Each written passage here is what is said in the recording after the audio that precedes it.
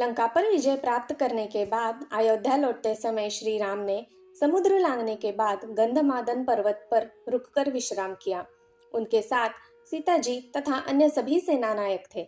श्री राम के आगमन का समाचार सुनकर बहुत सारे ऋषि महर्षि दर्शन के लिए पहुंचे। ऋषियों ने श्री राम से कहा, आपने पुलत्स्य कुल का विनाश किया है, जिससे आपको ब्रह्म हत्या का पातक लग गया है। श्री राम ने ऋषियों से इस दोष से मुक्ति का रास्ता पूछा। ऋषियों ने आपस में विचार विमर्श के बाद श्री राम को बताया कि आप एक शिवलिंग की स्थापना कर शास्त्रीय विधि से उसकी पूजा कीजिए। शिवलिंग पूजन से आप सब प्रकार से दोष मुक्त हो जाएंगे। ऋषियों की सभा में शिवलिंग स्थापना का निर्णय होने के बाद श्री राम ने हनुमान जी को कहा कि आप कैलाश जाकर महादेव की आज्ञा से एक शिवलिंग लाइए। हनुमान जी पवन वेग से कैलाश पहुंचे, किंतु शिव के दर्शन नहीं मिले। हनुमान जी ने महादेव का ध्यान किया। उनकी आराधना से प्रसन्न शिव जी ने उन्हें दर्शन दिया। उसके बाद शंकर जी से पार्थिव शिवलिंग प्राप्त कर गंधमादन वापस आ गए। इस प्रक्रिया में हनुमान जी को काफी देर लग गई। इधर ज्येष्ठ मास के शुक्ल पक्ष की दशमी तिथि बुधवार के दिन शिवलिंग की स्थापना का अत्यंत उत्तम मुहूर्त निर्धारित था। मुहूर्त के बीत जाने की आशंका से तथा समय पर लिंग लेकर हनुमान जी के न पहुंचने के कारण ऋषियों ने मुहूर्त के अनुसार श्री राम से लिंग स्थापना करने की प्रार्थना की। पुण्यकाल का विचार करते हुए ऋषियों ने माता जानकी द्वारा विधि पूर्वक बालू का ही लिंग बनाकर उसकी स्थापना कर दी। लौटने पर हनुमान जी ने देखा कि शिवलिंग की स्थापना हो चुकी है। उन्हें बड़ा कष्ट हुआ। वह श्री राम के चरणों में गिर पड़े और पूछा कि उनसे ऐसी क्या त्रुटि हो गई जो प्रभु ने उनकी भक्ति और श्रम की लाज न रखी। भगवान श्री राम ने हनुमान जी को शिवलिंग स्थापना का कारण समझाया। फिर हनुमान जी को पूर्ण संतुष्टि नहीं हुई। भक्तवत्सल प्रभु ने कहा, हनुमान जी आप शिवलिंग को उखाड़ दीजिए, फिर मैं आपके द्वारा लाए शिवलिंग को उसके स्थान पर स्थापित कर देता हूँ। श्री राम की बात सुनकर हनुमान जी प्रसन्न हो गए। वह उस स्थापित लिंग को उखाड़ने के लिए झपट पड़े।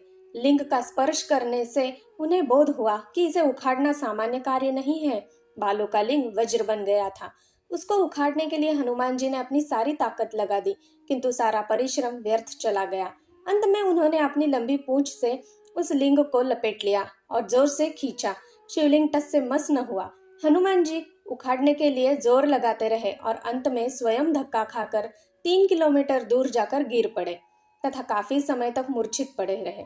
घायल होने के कारण उसके शरीर से रक्त बहने लगा, जिसे देखकर श्री रामचंद्र जी सहित सभी उपस्थित लोग व्याकुल हो गए।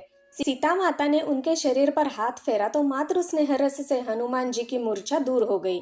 हनुमान जी को बड़ी ग्लानि हुई। वह श्री राम के चरणों पर गिर पड़े। उन्होंने भाव विवल होकर भगवान श्री राम की स्तुति की। श्री राम ने कहा, आपसे जो भूल हुई उसके कारण ही इतना कष्ट मिला। मेरे द्वारा स्थापित इस शिवलिंग को दुनिया की सारी शक्ति मिलकर भी नहीं उखाड़ सकती है। आपसे भूलवश महादेव जी के प्रति अपमान का अपराध हुआ है, लेकिन यह कष्ट देखकर मैंने प्रायश्चित करा दिया। आगे से सावधान रहे। अपने भक्त हनुमान जी पर कृपा करते हुए भगवान श्री राम ने उनके द्वारा कैलाश से लाए शिवलिंग को भी वही स्थापित समीप कर दिया। श्री राम ने ही उस लिंग का नाम हनुमदेश्वर रखा। रामेश्वर तथा हनुमदेश्वर शिवलिंग की प्रशंसा भगवान श्री राम ने स्वयं की है।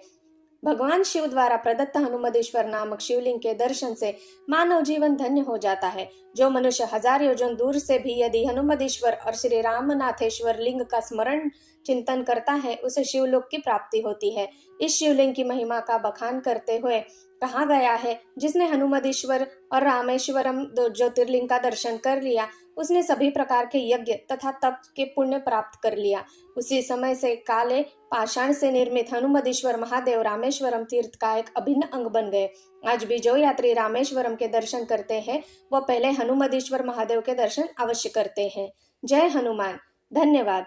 दोस्तों, मेरी सुनाई कहानियाँ अगर आपको अच्छी लगती हो तो जरूर एक लाइक, शेयर और सब्सक्राइब कीजिएगा। धन्यवाद।